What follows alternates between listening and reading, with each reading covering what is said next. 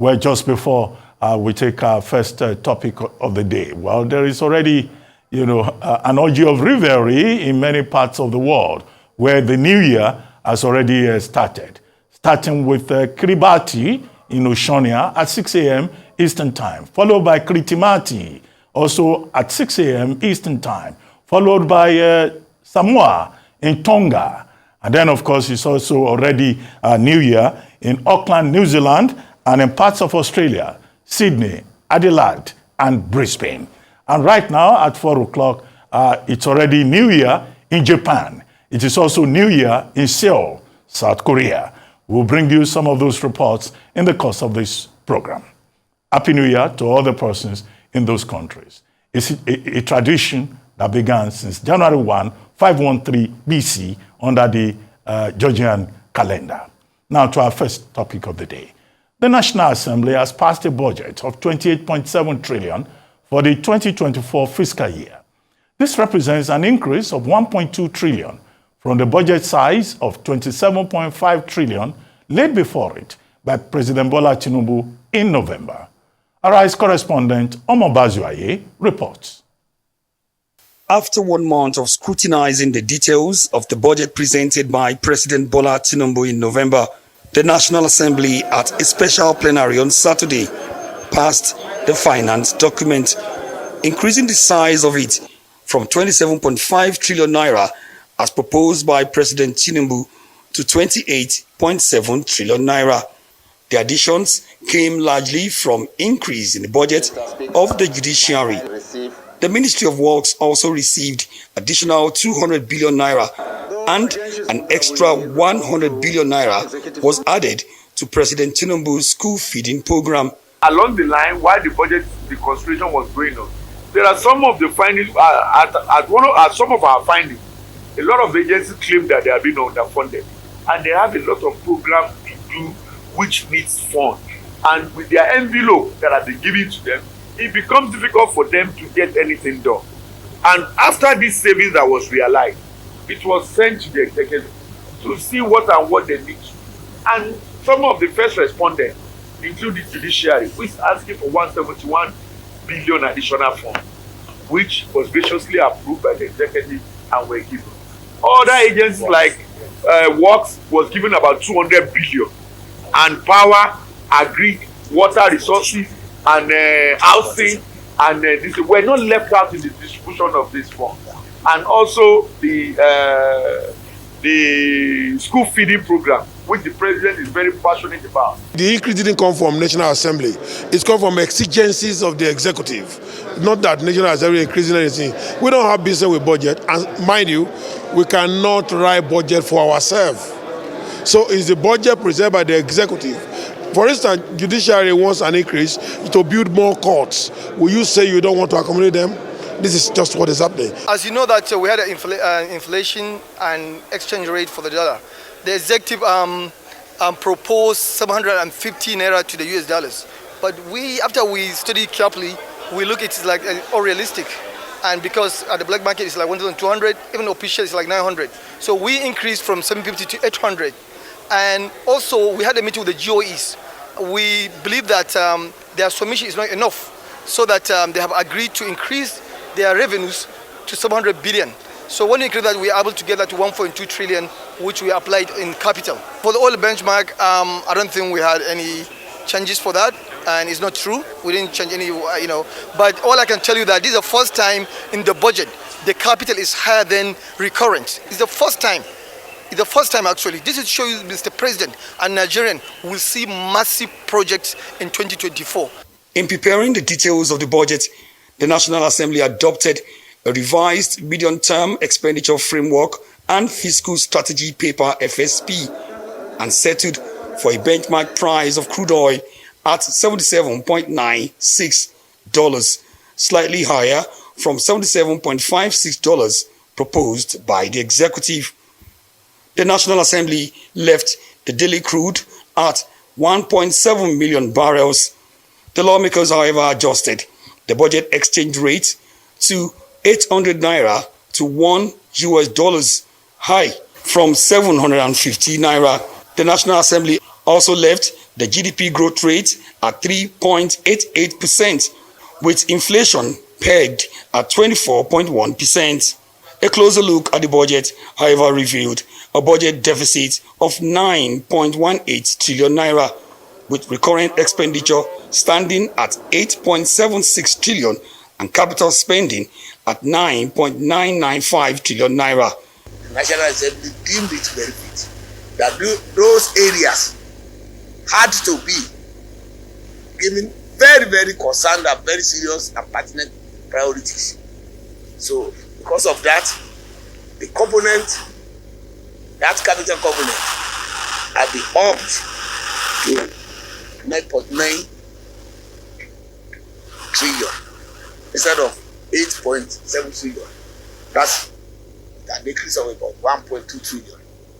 So that is major, very significant area where the National Assembly had to, due to the yearnings of Nigerians, due to the huge cries that, look, our infrastructure is actually very debilitating, that it is in the ICU, in the intensive care unit, and it needs oxygen.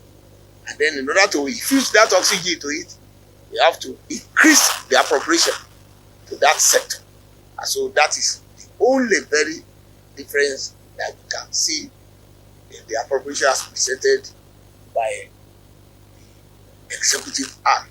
One fantastic thing they did was to adjust the exchange rate with realities that is on the ground from 750 to 800, which now gave us more funds. And those funds were committed to the new project that the president sent in to be able to take care of challenges that need to be dealt with.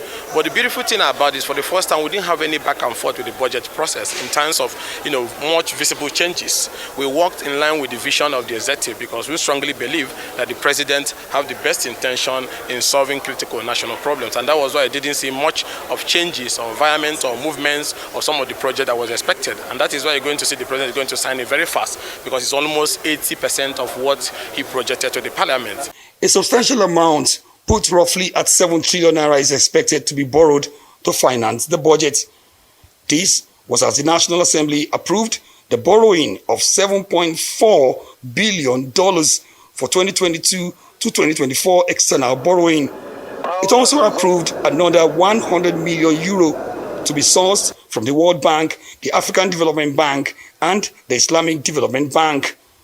All of these was as the National Assembly tightens loopholes on revenue generation and calling for a probe of all waivers since 2015. The president is expected to sign the budget into law in the next 2 days to meet a January to December budget cycle. Omo Bazwai, Arise News. Meanwhile, British American Tobacco Nigeria has entered into a consent order with Nigeria's Federal Competition and Consumer Protection Commission to the tune of $110 million for a penalty. The FCCPC disclosed this in a release on Wednesday, saying it was a resolution of an investigation over a broad range of anti-competitive conduct, including abuse of dominance seeking to frustrate competitors, penalize retailers for providing equal platforms for product display of competitors, product introduction in violation of regulations, among others, and infringement of public health control regulations by the British American Tobacco Nigeria. For a breakdown of that budget that has been passed by the National Assembly, I'm now being joined from our Abuja studios by Kelvin Emmanuel, an economist and member of board of Obsidian Achena, Nigeria. Many thanks for joining us on This Day Live, Kelvin Emmanuel. Thank you, Dr. Abate, and compliments to the season to you. Same to you. Thank you very much indeed. Well, before we begin to look at the details in the appropriation bill that has now been approved by the National Assembly, let's start with the timing. Now, the Fiscal Responsibility Act requires that the bill should be presented not later than 3 months before the end of the fiscal year, before the next fiscal year. But this is not what has happened in this case. And that was why Senator Adeola Solomon, Chairman Appropriations Committee, was saying that the bill was submitted late, even if we're told that there was still enough time for the executive and the legislature to work harmoniously. We're told that maybe today, President Tinubu will sign the bill into law to meet that, January, December budget cycle, stipulated in the relevant act. What do you think? Do you think that the late submission of the bill could have any effect, or the Tinubu administration has been able to keep pace with what has been the tradition since 2022? Well, once again, thank you very much. I'm not so bothered about the timing as I am bothered about the fact that the Senate says they've increased the contingency fund or the consolidated revenue fund charge by 1.2 trillion because they're expecting increased revenues from FX differentials and also government-owned enterprises. And I also heard them say that they had meetings with the GOEs.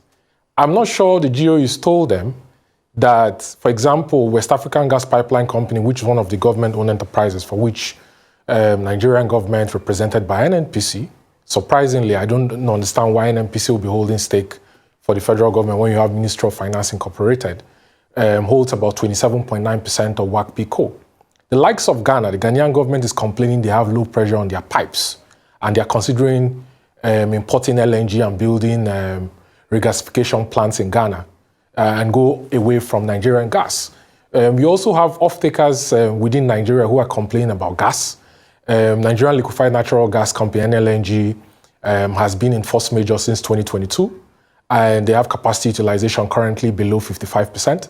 They've been complaining about feedstock, gas feedstocks that is supplied to them to process into from methane into LNG, into ethane, into propane, and into butane. And last year, at the end of the last financial year, they lost about $7 billion to that force majeure. I expect that this year, that force majeure might go up to around $9 or $10 billion. And I expect also that the dividends that NLNG will pay to NNPC, that holds the federal government stake, is going to be less than $1 billion.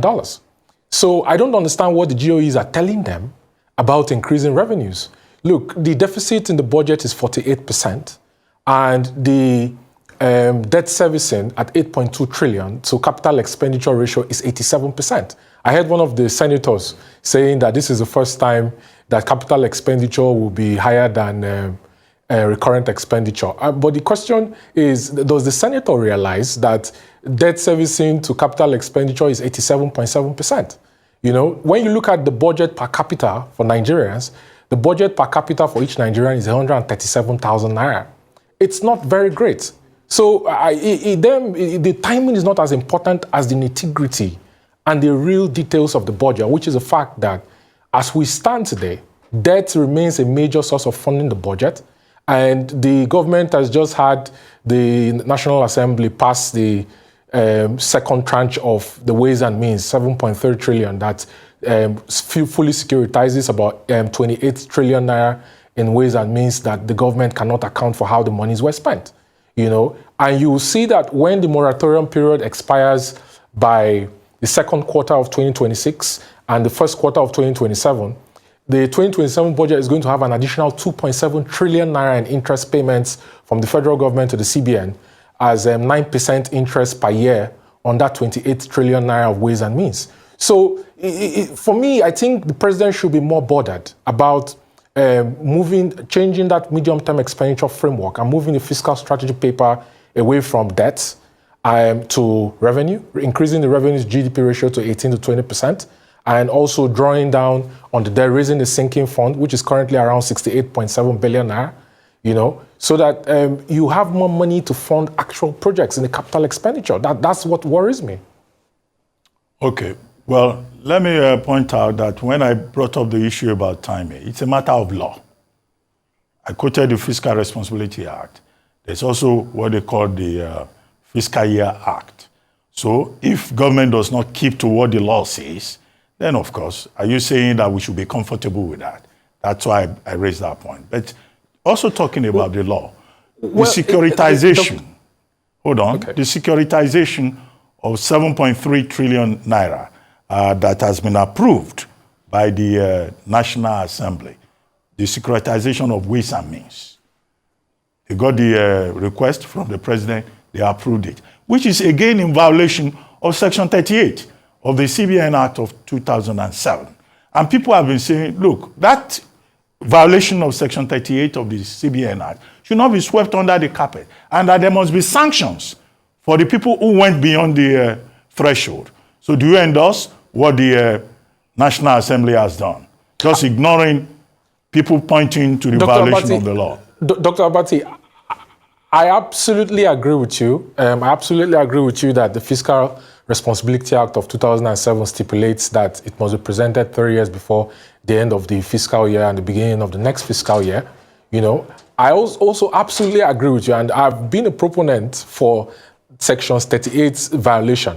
You know, when you look at Section 38, it says that the federal government must not borrow. They've amended it to 15% hastily, more than 15% of real revenues for the previous financial year.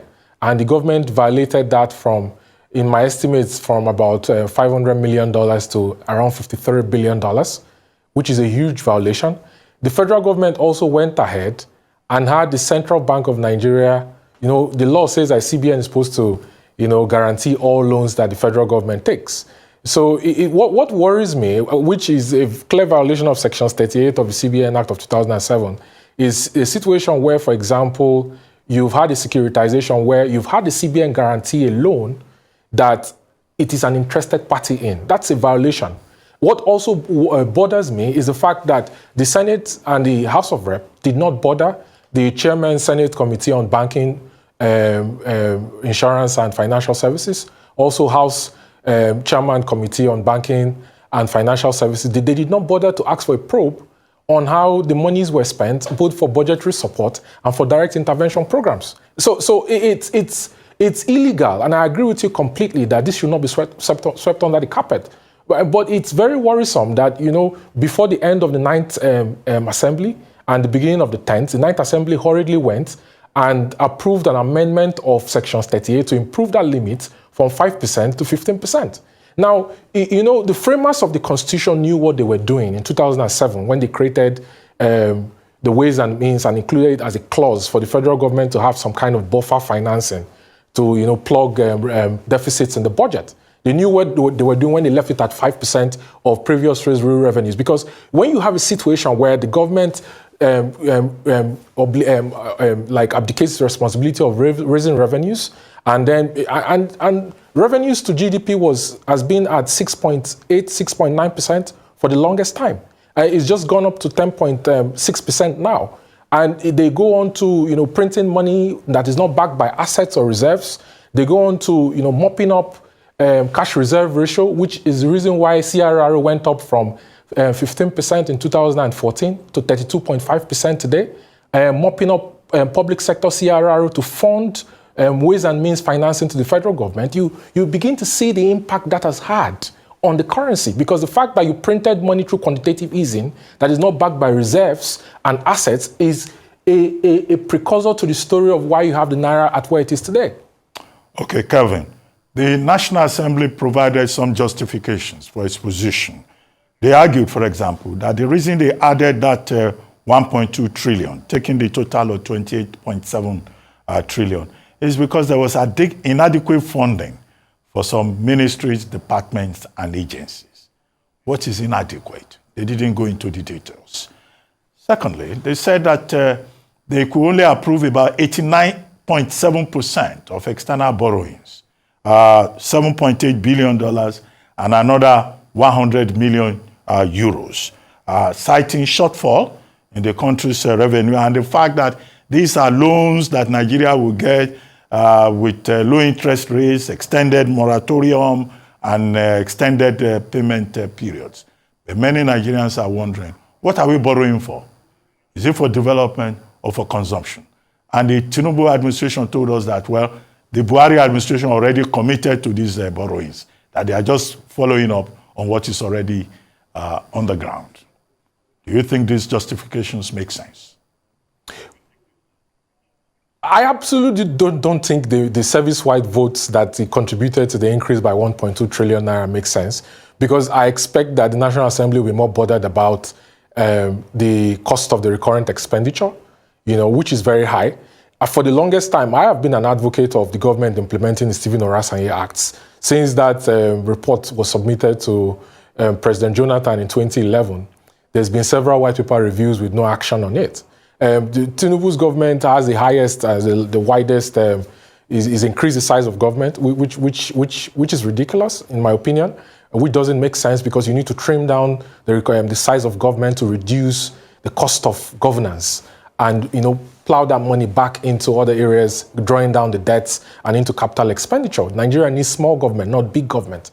So it doesn't make sense that they're asking for 1.2 trillion naira in contingency fund, which is basically your service-wide votes, and they're expecting to raise that from FX differentials and government enterprise. I explained to you, Dr. Bati, how it is unrealistic that the GOEs are going to outperform what they've done previously because of the current encumbrances they have from the fact that NNPC has forwards to pay.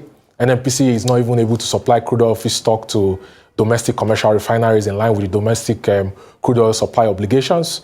And when they talk about FX differentials and they've pegged their benchmark for crude oil price at $77.9 per barrel and 1.7 million barrels per barrel per day, and then you have OPEC quota to Nigeria for 2024 at 1.5 million barrels per day, it just shows that they don't have a clear understanding of what they're talking about.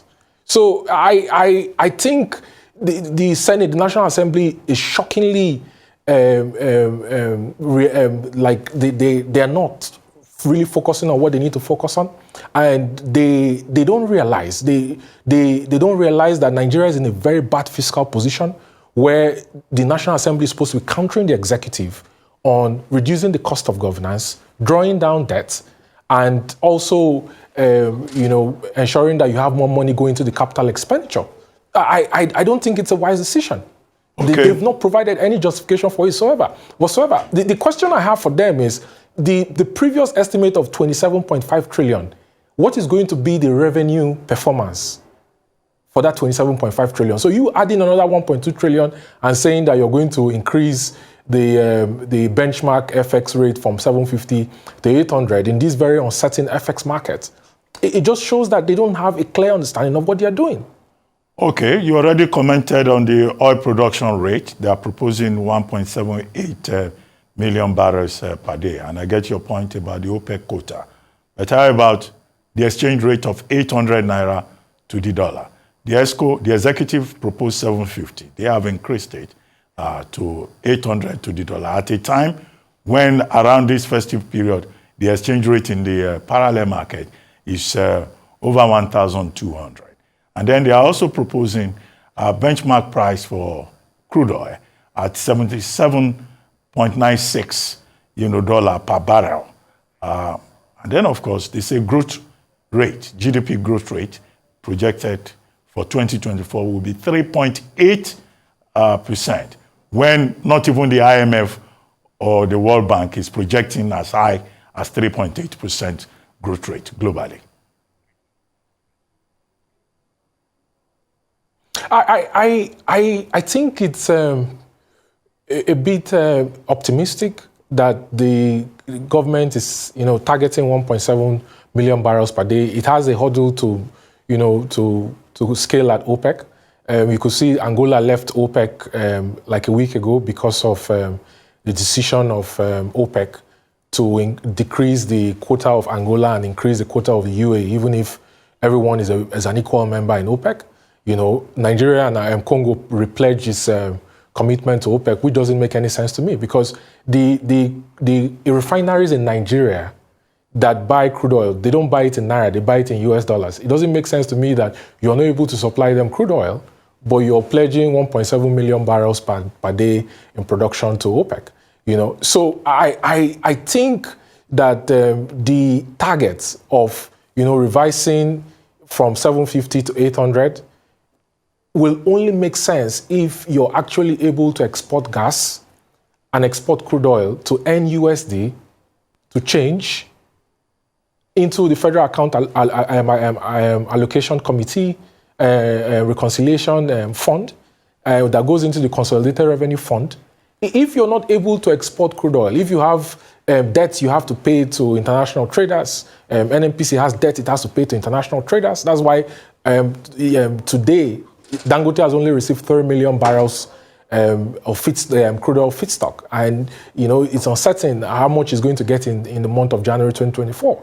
If you have a situation where NNPC is owing money and is not able to bring in FX Nigeria to help stabilize the FX markets, in 2014 Nigeria CBN was getting $3 billion monthly from export of crude oil. Then Buhari came with direct sale, direct purchase program, where you exchange crude oil for PMS, which is only 43% derivative when you refine it. So just the mathematics of the Senate, it just doesn't add up. I don't see how they will be able to outperform the previous estimate of 27.5 trillion. And, you say that they want to get more revenues for increasing service-wide votes by raising the FX differentials benchmark and the OPEC quota to 1.78 million barrels per day. It just doesn't make sense. Okay, earlier on, you referred to that lawmaker who was saying that for the first time, capital expenditure is higher than recurrent expenditure. Recurrent expenditure is at 8.7. Capital expenditure is at 9.9, trillion. So isn't there something to celebrate there? Why do you think it doesn't make sense to celebrate a difference of 1.2 trillion? It doesn't. There's not, Dr. Batty. It doesn't make sense to celebrate that capital expenditure is higher than recurrent expenditure. One, by 1.2 trillion naira. Number two, it doesn't make sense because your debt servicing to your capital expenditure is 87.7%. That is why it doesn't make sense. That's why there's no reason for us to celebrate. If your debt servicing to recurrent expenditure, by the way, in 2025, Nigeria is going to have to pay Eurobond creditors about $1.2 billion US in coupons. And that the Eurobond creditors, they control about 37% of about $41.6 billion that the Nigerian government owes to external creditors. So it doesn't make sense that the senator is, celebrating the fact that recurrent capital is 9.9 and recurrent is 8.7 trillion when, your debt servicing is going to wipe off 87% of your capital expenditure anyway. Okay, let's look at some of the details that people have drawn attention to.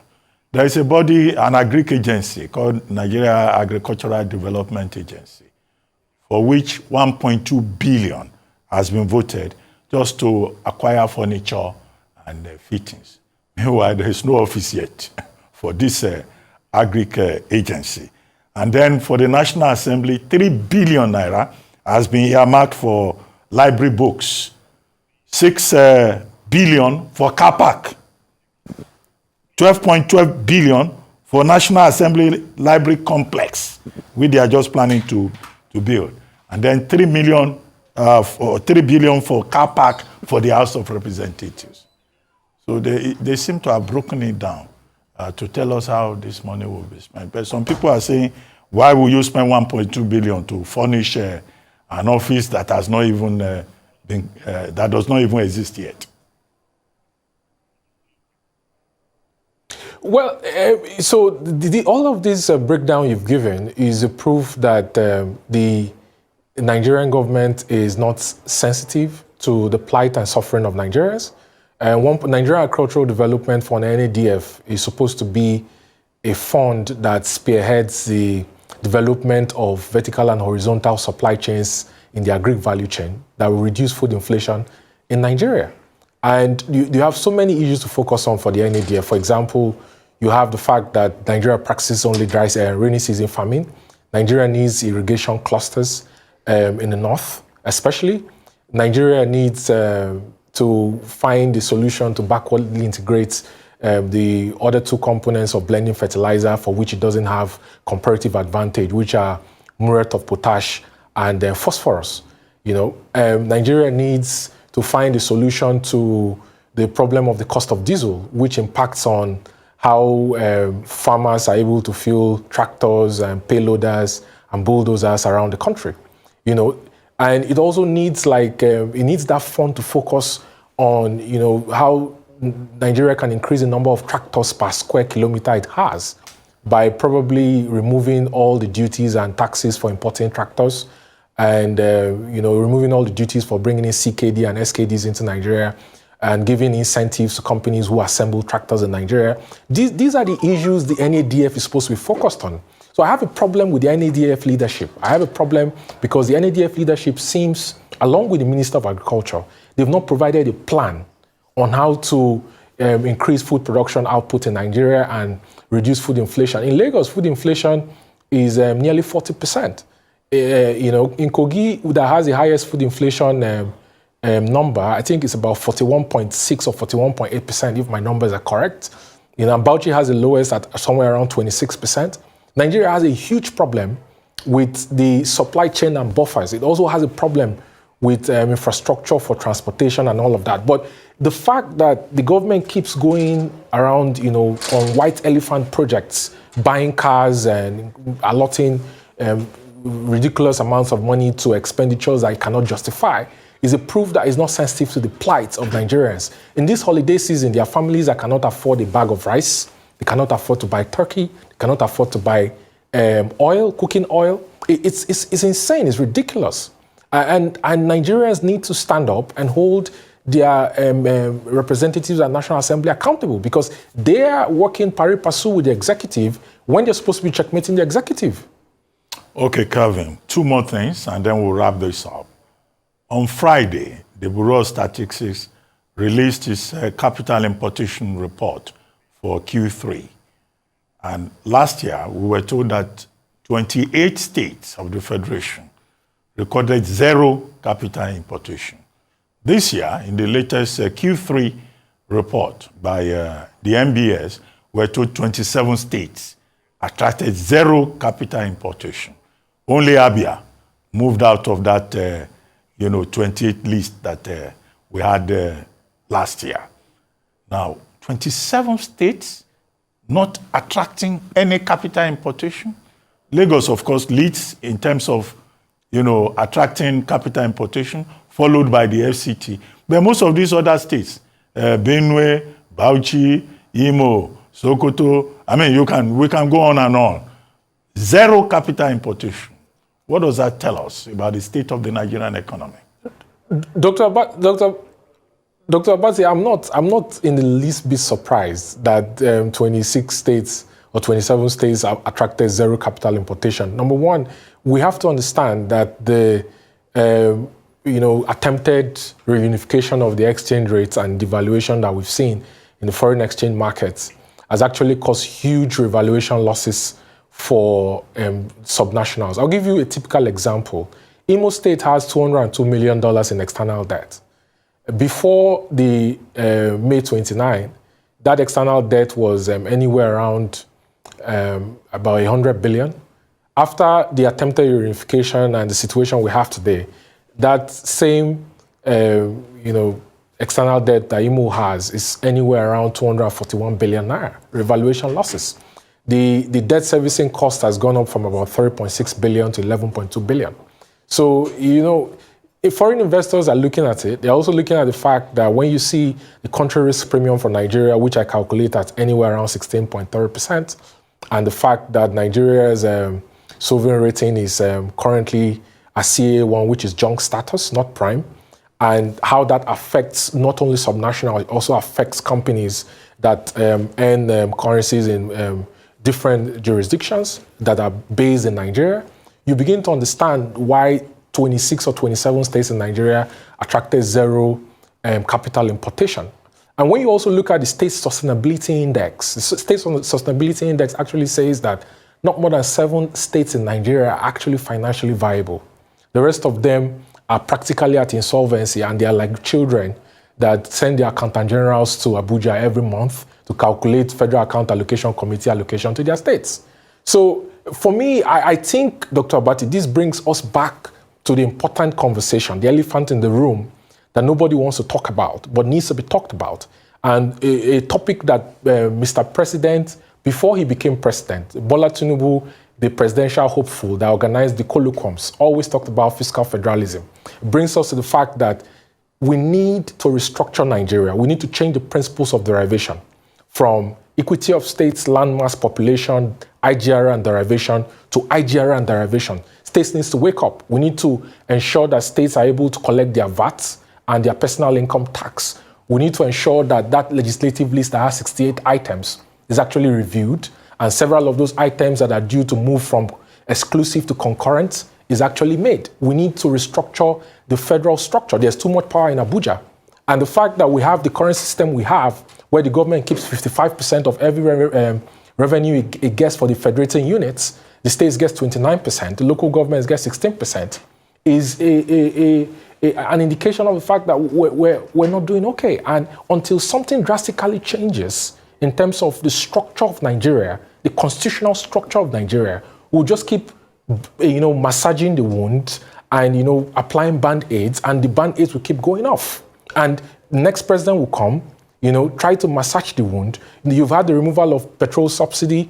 The revenue that comes to federating units has increased. But the question is, what are the state governors doing with it?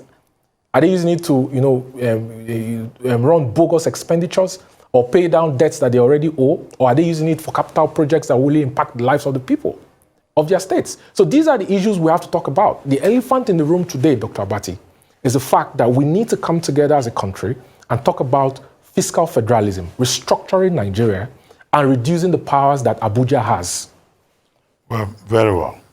Finally, I wanted your comment on the penalty of $110 million against British American Tobacco Nigeria Limited. And British American Tobacco, has announced about 4 hours ago that it has already paid the penalty, following a consent order with which it entered into with the FCCPC. And the allegation is that the BAT Nigeria Limited was involved in violations of the Tobacco Control Act and violations of the FCCPC Act, which is the Federal Competition and Consumer Protection Commission Act.